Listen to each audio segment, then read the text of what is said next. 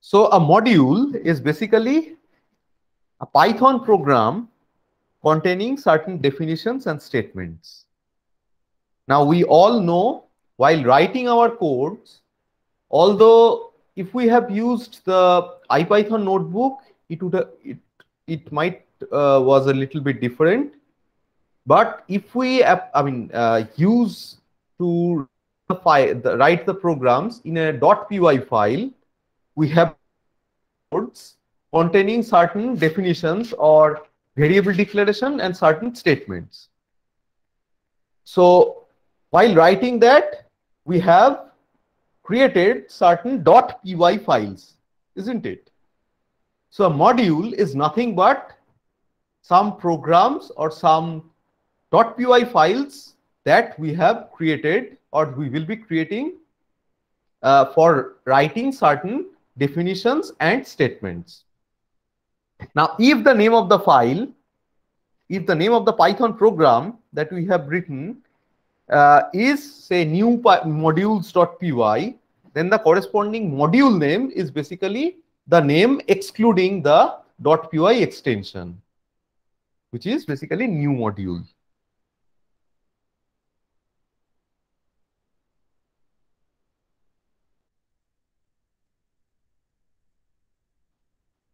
There are broadly three types of modules. Python defined modules, such as say math, sys, or random, which we have partially used, which are installed along with Python. The second type of modules are external modules that we need to install explicitly, such as pyplot, which is an externally installed module which is used to plot certain graphs using Python. And the third type of module is programmer defined module, which we will be writing. Why should we be using modules? To break down large program into small, manageable, and organized files.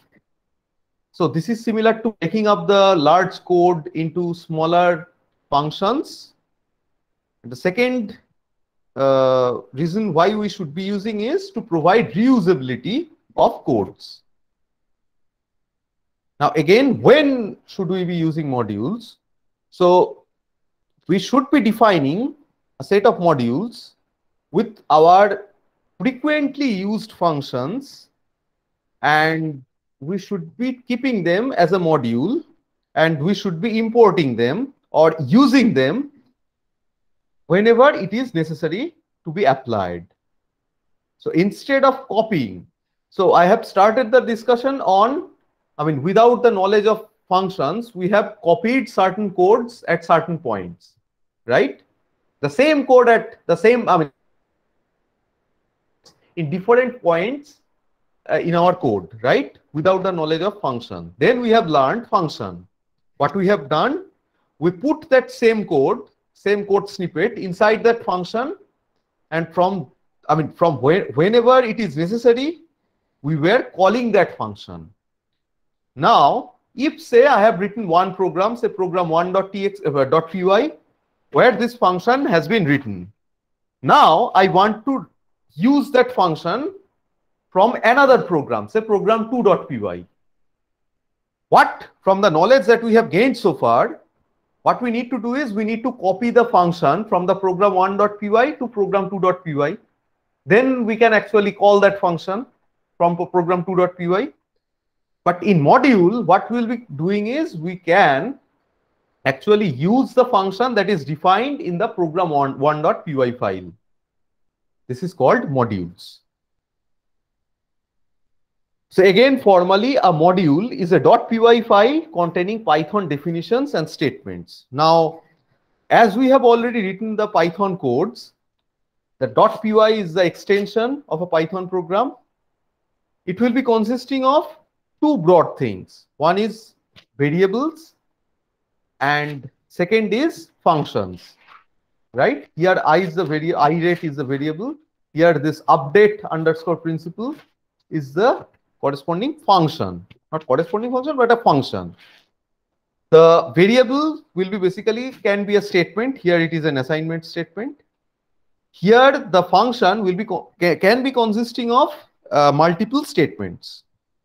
Okay. So broadly, a Python program will be consisting of a set of variables and a set of functions. So module will be also consisting of variables and functions. Together them, we will be referring to them as module components. Okay. To use the modules or the components defined in a module from another component or another program, we need to import them. We need to import the module first, and to do that, there is a designated keyword defined in Python called import. So using this import keyword, we can import the module from our program and we can use the components, that is variables and functions defined in that module. So to access the corresponding components, that is variables and function, we will be using the dot operator. Say if we have imported the module name, module using this import keyword, and if there is a component with the name component, we can directly use that component or call that component if depending on whether it is a variable or function. We can use this dot operator and we can write a statement like this. For example, import module name and then module name dot function name, which is defined inside this module name, and this variable name, which is again defined in this module name file. Note that this module name is basically a .py file. The name of the file is module name.py. There, inside that module or inside that file, there is a function named function name, and there is a variable. The name of the variable is basically variable name. From our code, we can directly import that module using this statement. So different ways of importing the different modules defined in a certain module. There are certain ways of doing that. For example, if we import, we have already used the math module at some point in this course. So after importing the module, we can simply call or we can simply use a corresponding variable or function defined in that module. Let's consider this. So here I am importing the math module, and there in this math module there are many functions and variables defined. So after importing the module, we can use this dot operator along with the name of the module to access the corresponding variables. So here pi, math basically is a variable defined inside this math module.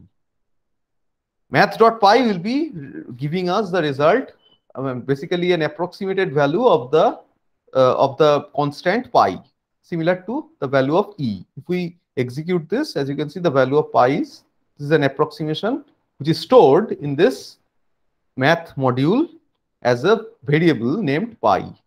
Similarly for this e. Okay. We can also import a module by renaming it as follows. So as you can see, every time to use the corresponding variable or function, we need to write math dot certain name, math dot certain names, and so on. So it can be the case the name of the module can be a little bit lengthy. So in that case, you need to write every time the module name, such as this. So if the module name is this module capital NAME, then every time we need to use this, you need to write it, you need to type this. So shortcut way is to rename it. So import math as that math.py, we will be using m.py. Now let's, sorry. So here, let's look at this. Here I have renamed the math module as m. Now if I call this, as you can see, it is the same. So we can, if I call the m.e, it will be giving us the value of the constant e. But note that there is a difference between these two. Here, after applying this, math.py is not accessible. So if I try to call this math.py, it will be giving me a name error because math is not defined here because we have renamed it as M. So to access, we need to use that renamed thing. This is also called aliasing. We are aliasing math as M. Another way is using the from module name import component name statement. Using this statement, we can import certain variables or certain functions, in general, certain components from a certain module. For an example, if we want to access the pi, this pi variable which is defined inside this math, we have seen that these are the two methods. Another method is this, from math import pi. Then without using this dot operator, we can simply use, we can simply write the corresponding component name to access them. Let's look at that. This we have already seen. So say from math import say E, then print value of E. As you can see here, I haven't used the dot operator to access the value which is defined inside this math. But note that in this case, irrespective, as compared to these two cases, where I can actually use all the components that are defined in this math module, for both of them, I can use them afterwards.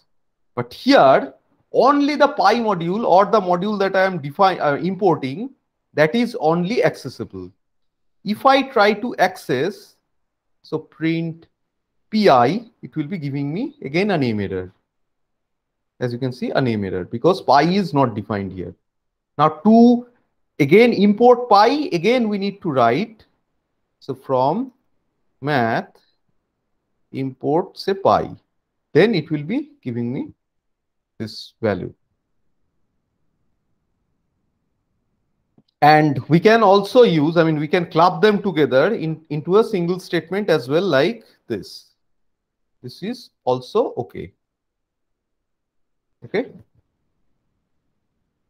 Now, there is another way of importing all the components that are defined inside a module using the star operator. Import all names or all components that are defined inside this math module. We can write this. So what we'll be writing is say from math import star. So if I translate this into simple English, I want to do is from mathematics module or from math module, import all the components that are defined. After doing that, I can simply, use this operator or use the corresponding name of the component to access them. Okay, but this is not actually a good programming practice. Can someone say why? Because let's say I have two modules. Module 1 having a greet function, module 2 having another greet function. Now from my code, if I import both of them, so from module 1 import star and from module 2 import star, then it will be overwriting this. Basically, the latest one will be accessible. So from module 1 import star, from module 2 import star, if I write this two statement, I will be only accessing the second greet, which is defined in the module 2.py. Because this greet function will be overwritten by this. So I will not be able to access this greet function. So This can also lead to a duplicated definition for an identifier. So we will be looking at this while when we'll be writing modules in our own. So we can, so of course, by the time I hope you are wondering what are the components that are defined inside a certain module. Is there a way to find out that? Yes, there is a function called dir using which we can get a list of components that are defined inside a module. Let's say, so we have imported the math module, right? So import math as m, right? We have written this. Now, if I execute this, this will be providing me with a list of components that are defined inside this math module. Doc, loader. So as you can see, there are two underscores before this doc. This is basically an implicitly defined variable, which is defined. Which is defined while the math module was together with all these functions that are available. So these are the components that are available inside this math module. So it will be returning a sorted list of components, which is variables and function defined in that module. Now the components where the names are beginning with 2 underscore, it is basically not an underscore, it will be basically 2 underscores. It will be by default Python attributes associated with that module. These are not actually user defined, these are basically the Python programmer defined or Python developer defined. Now to access them, basically say m is the name of the component, or sorry, name of the module. If I execute this, this will be basically providing me with the is always available. It provides access to the mathematical functions defined by the C standard. This is written by the Python developer. So this is basically a Python given attribute, which is basically indicating certain important aspects, or you can say some official aspects of the corresponding module, not actually the functions. So as you can see, there are all these functions which are available. So from the name, I hope you can guess for what purpose they are defined for. Okay. So we can also check all the names defined in a program as well from our end. So let's say I have written one code. I have started writing one code. Say a equals to say 10 and then print a. Okay. Now I call this dir function. It will be, as you can see, these are the defined attributes that are already available in this program, only this program. Now here, as you can see, this is a, our defined variable. Now all these other are actually function attributes or Python attributes that are defined implicitly by the Python interpreter. Okay. Now, as you can see, this is only a. Now, let's define another, say, name equals to, say, Guppy. Now, if I again call this dir function, as you can see, after a, exit, get hyphen, then there is this name, which I have defined here, which was not present earlier. So consider a large program that you are writing. At any point, you can access, you can use this dir function to know what variables or functions you have already defined. Okay. Now let's focus a little bit more on this math module. So math module is a standard module in Python that is installed by default, and we can access the different components inside this math module by importing the math module. These are some